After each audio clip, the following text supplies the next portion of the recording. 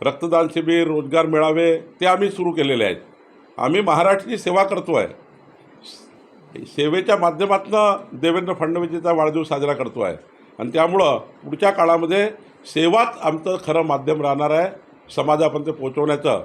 आणि आज देवेंद्रजीच्या वाढदिवसानिमित्त महाराष्ट्रामध्ये मोठ्या प्रमाणावर म्हणजे महाराष्ट्राच्या सर्व ब्लड बँक फुल होतील एवढं या ठिकाणी आम्ही नियोजन केलं आहे, जेणेकरून हे जे आज रक्तदानाचा कार्यक्रम आम्ही केला आहे पुढच्या काळामध्ये यातनं महाराष्ट्राच्या रुग्णांना फार मोठी मदत होणार आहे. मला असं वाटतं की मी त्यांना पुन्हा एकदा वाढदिवसाच्या शुभेच्छा देतो. कोकाटे यांनी पद सोडावं असं तुमच्या पक्षातूनही सुरू आहे. आशा लागेल प्रेसमध्ये छापून आलेला आहे. आता न्यायालयाने काय बघितलं, ईडीने काय कोणत्या विषयाला धरून म्हटलं आहे, कुठला आधार होता, कुठला विषय होता न्यायालयासमोर, शेवटी वेगवेगळे संदर्भ असतात. त्या संदर्भात न्यायालय बोललं असेल तर मला त्यातलं आज माहिती नाही, त्यामुळं तुमच्यासमोर काही मांडणं योग्य होणार नाही. मत मांडलेलं आहे, कोकाटेंनी आपलं मत मांडलेलं आहे, त्यामुळं मला असं वाटतं आता हा विषय संपला पाहिजे. सुप्रीम कोर्टाने काल ईडीला फटकारलेला आहे. अनेकांची नशा उडालेली आहे. शिंदेसोबत 9 ते 10 लोक होते, नंतर गृह मंत्रालयाने त्यांच्यावर दबाव टाकून लोक वाढले. ह्या शिड्या भाकरी आहे, खोटं बोलतात आहे. म्हणजे लोणचं लावून कडी लावून त्या ठिकाणी काही ना काही दिवसभर मीडियामध्ये काहीतरी आपलं अस्तित्व टिकवण्याकरता धावपळ करताय. काय संबंध आहे? 2025चा बोला. 2025मध्ये 235 आमदारासहित देवेंद्र फडणवीसांचं सरकार आहे. आता ते 2018ला काय झालं, 2020ला काय झालं, 24ला काय झालं, आज महत्त्वाचं आहे.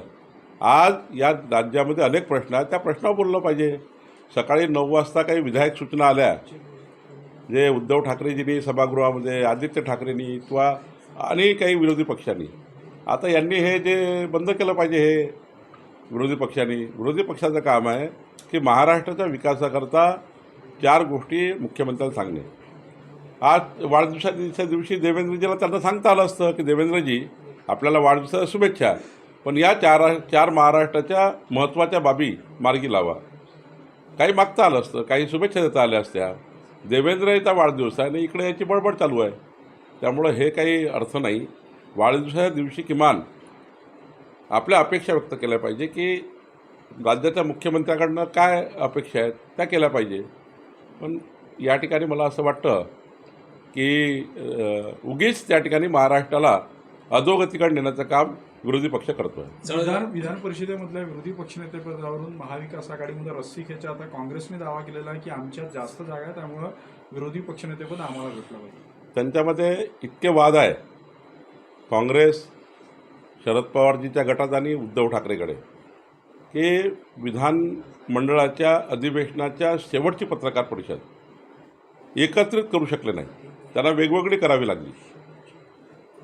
त्यामुळे आपण समजून घ्या की त्यांचा विरोधी पक्षनेता कोण बनणार, काय बनणार. तिघेही आपसात भांडता आहेत. निश्चितपणे बघू आता काय त्यांच्याकडे प्रस्ताव काय येतो. लोढा प्रकरणामध्ये जळगावचं जे राजकारण आहे तापलं आहे.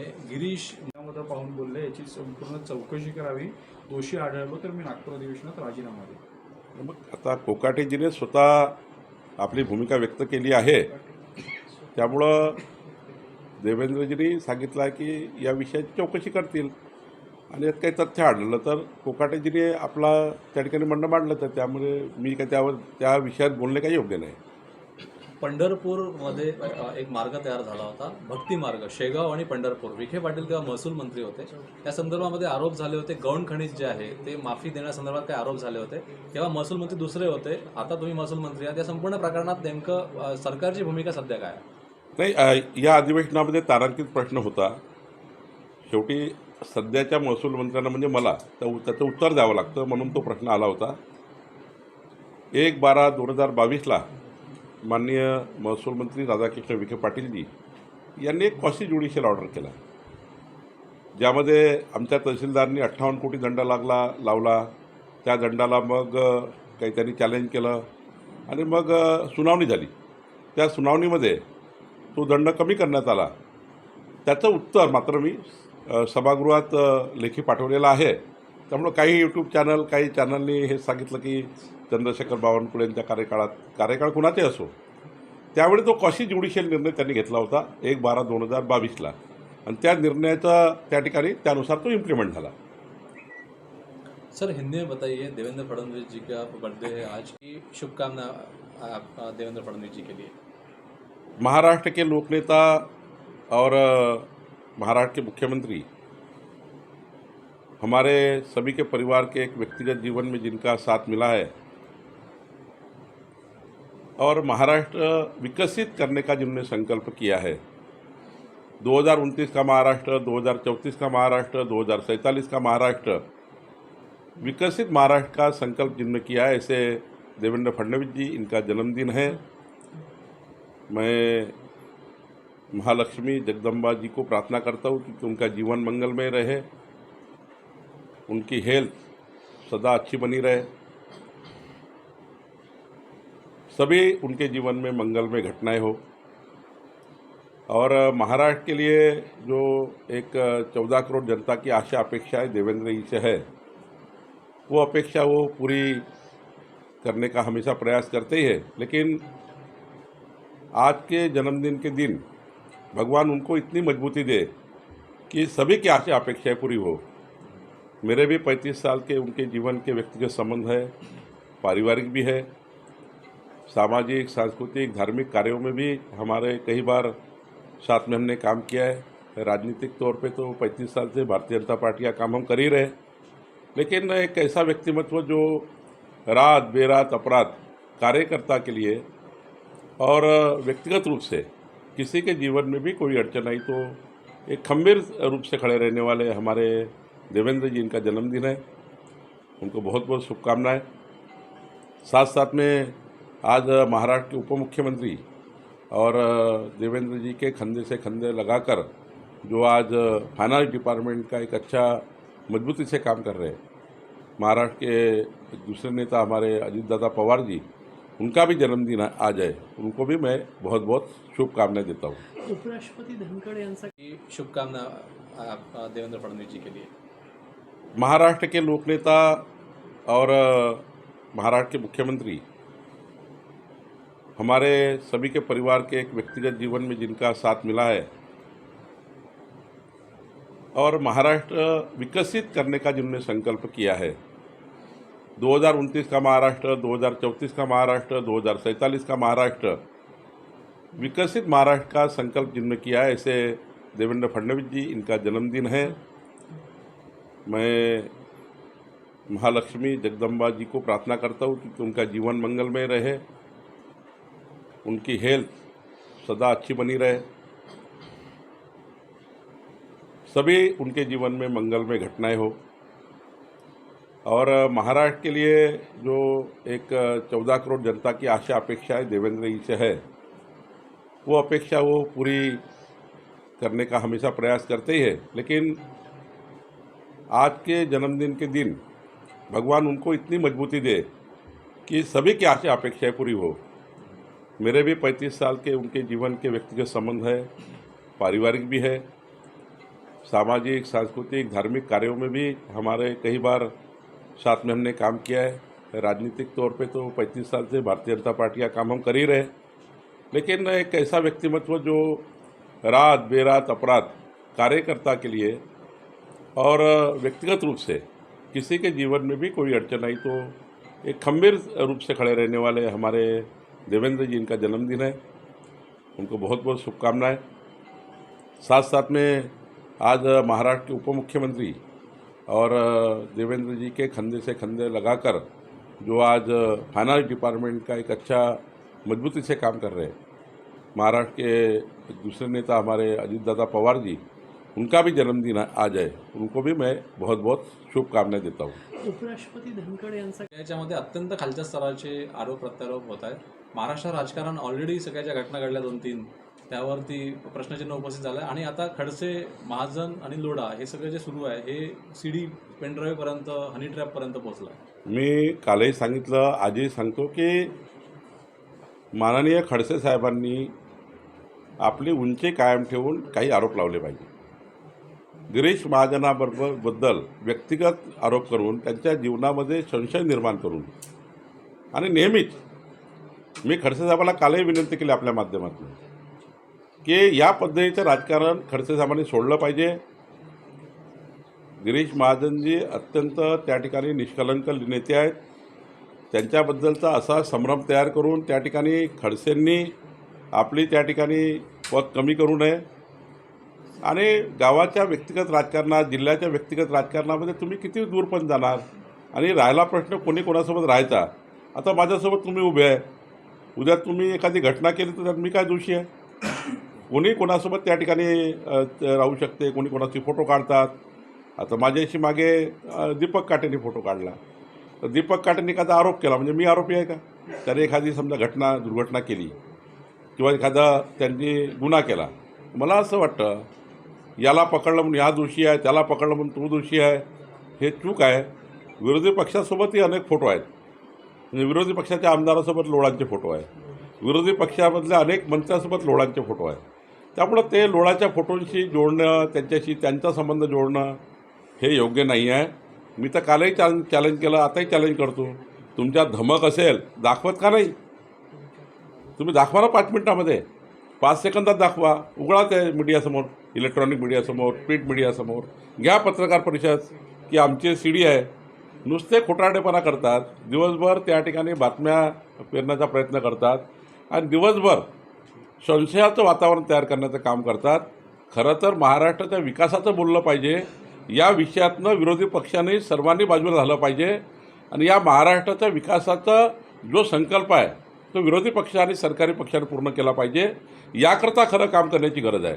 आणि म्हणून मला वाटतं तुम्हीसुद्धा आता मीडियाच्या मित्रांना माझी विनंती आहे, सर्वांनाच विनंती आहे की आज आणि उद्या आणि परवा विकसित महाराष्ट्र 2029 करता आपण सर्वांनी त्या ठिकाणी काम करायला पाहिजे. हे सकाळचे 9 वाजताचे आरोप प्रत्यारोपावर दिवसभर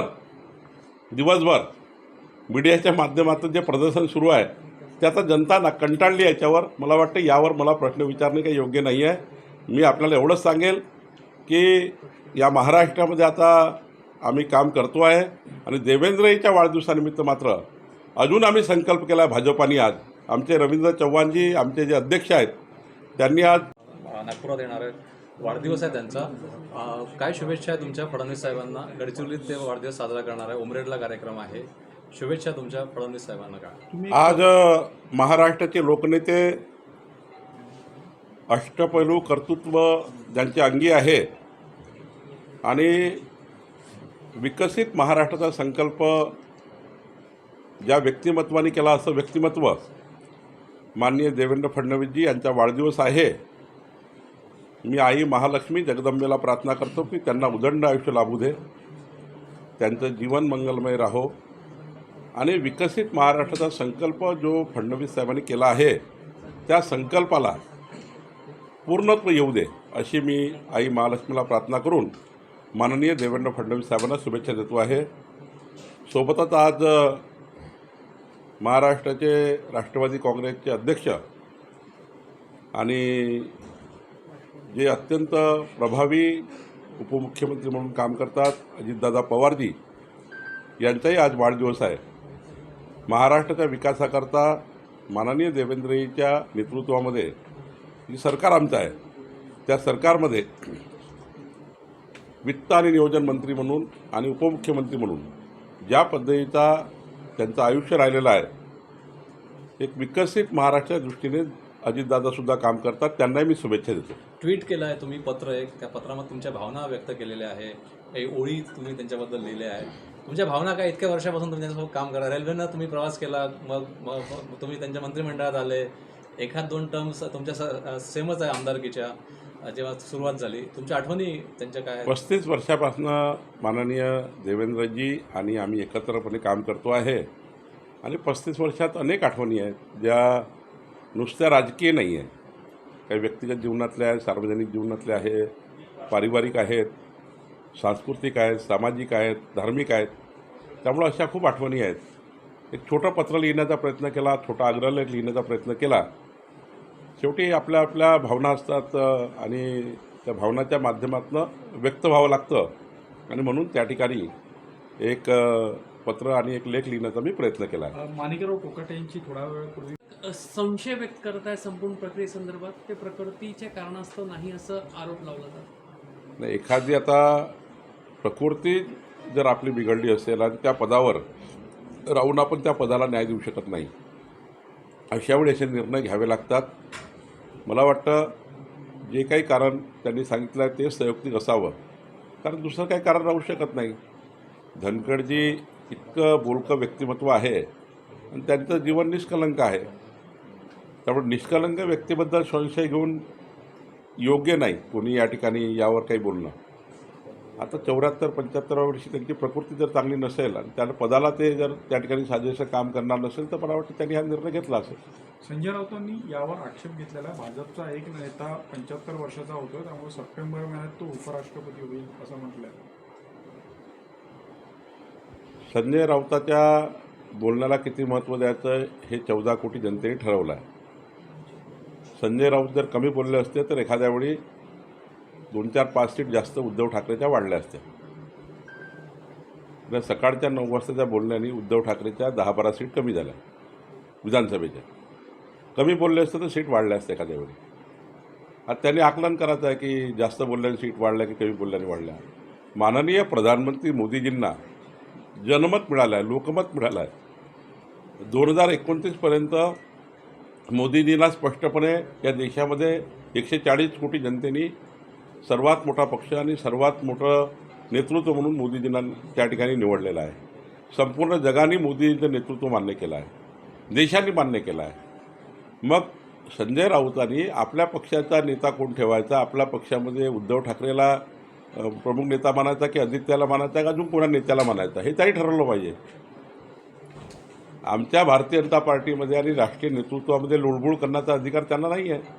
त्यामुळं त्यांनी फार चिंता करू नये.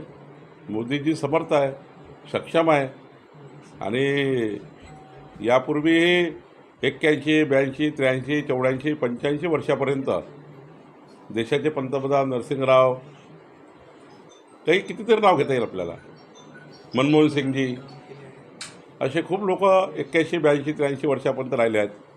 त्यामुळं प्रधानमंत्री मोदीजीबद्दल इतकी का त्यांना घाई आली? त्यांनाही माहिती की प्रधानमंत्री मोदीजी असल्यामुळे आपलं दुकान बंद झालं आहे आणि पुढच्या काळामध्ये या देशामध्ये जे काही विकासाचं काम होणार आहे, विकसित भारत होणार आहे, या विकसित भारताचा जो संकल्प माननीय मोदीजींनी केला आहे या सर्वांच्या दुकानदारा बंद होणार आहे म्हणून ते वाट पाहतात आहे. सर, सामनामधून असं म्हटलेलं आहे की भाजपचे काही